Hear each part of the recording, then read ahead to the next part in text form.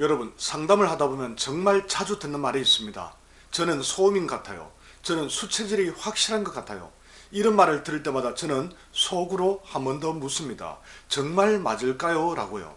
왜냐하면 실제로 상담해보면 다른 체질인데도 스스로를 소음인이라고 확신하는 분이 생각보다 훨씬 많기 때문입니다. 그럼 도대체 왜 이런 착각이 생길까요?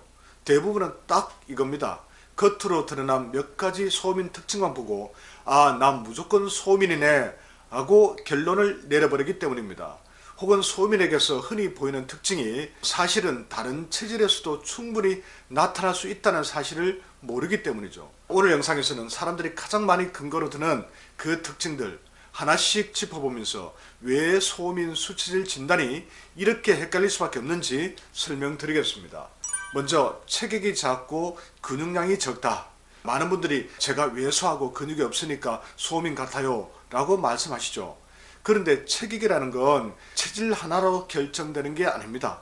체격은 무엇보다 비위 기능, 즉 소화력과 흡수력과 깊이 연결되어 있습니다. 소화가 약하면 영양 흡수가 떨어지고 그러면 당연히 체격이 적어질 가능성이 커집니다.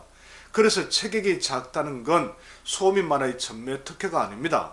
비위가 약한 체질들, 예를 들어 한태양인 금음체질이나 한태음인 목양체질에서도 충분히 비슷한 모습이 나올 수 있는 것이죠.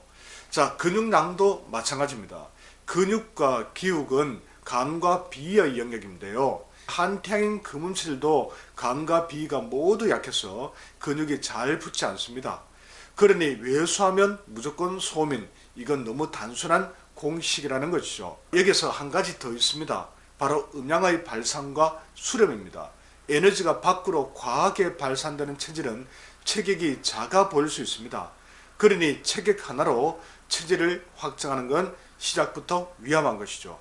두 번째, 소화 기능이 약해서 살이 잘 안 찐다. 이 말은 소음인에 해당하는 특징이지만 함정이 있습니다. 소음인은 비위가 약하고 배설 기능이 강해서 마른 체형이 많습니다. 이건 맞습니다. 그런데 여기서 사람들이 바로 결론을 내려버립니다. 나는 살이 안 찌니까 소음인이다 라고요. 문제는 소화 기능이 약한 체질이 소음인만 아니라는 점입니다.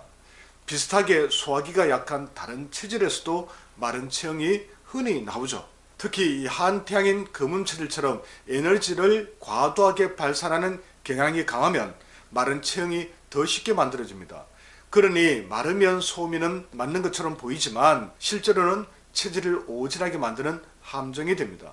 세 번째, 신진대사가 느리고 피로하다. 피로를 이유로 소음인이라고 생각하는 분도 정말 많습니다. 그런데 피로의 핵심 원인은 굉장히 다양한데 그 중에서도 대표적인 게 간 기능 저하입니다. 그리고 소음이라고 해서 모두 간이 약한 것도 아닙니다.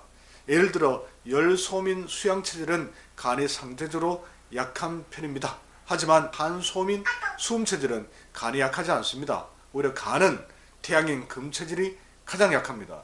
즉 피로와 신진대사만으로 나는 소민이다 라고 단정하는 것은 매우 위험한 판단이라는 것이죠. 네 번째, 소음인은 손발이 차다. 손발이 차면 많은 분들이 나 소음인이네 라고 생각하죠. 소음인은 비위가 약해서 손발이 차가운 경우가 많은 것은 사실입니다.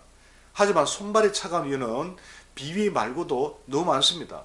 심장 기능의 어떤 약함, 또 혈 부족, 순환 문제 이런 것들로도 수족냉증이 생길 수 있습니다. 그러니 손발이 차다고 해서 소음인 수체질 확정 이렇게 갈 수는 없습니다. 다섯 번째, 엉덩이가 발달해서 앉은 자세가 안정적이다. 골반이 발달했다는 이유로 소음인이라고 판단한 분들도 있는데요. 논리적으로는 신장 방광이 강하니 골반이 발달했을 수 있다라고 주장할 수는 있습니다. 그런데 실제로는 소음인은 마른 체형이 많아서 외형으로 골반 발달을 확인하기가 쉽지 않습니다. 또 하체 순환이 안 되거나 하체로 살이 잘 찌는 경우엔 체질과 무관하게 골반이 발달해 보일 수도 있는 것이죠. 결국 결론은 하나입니다.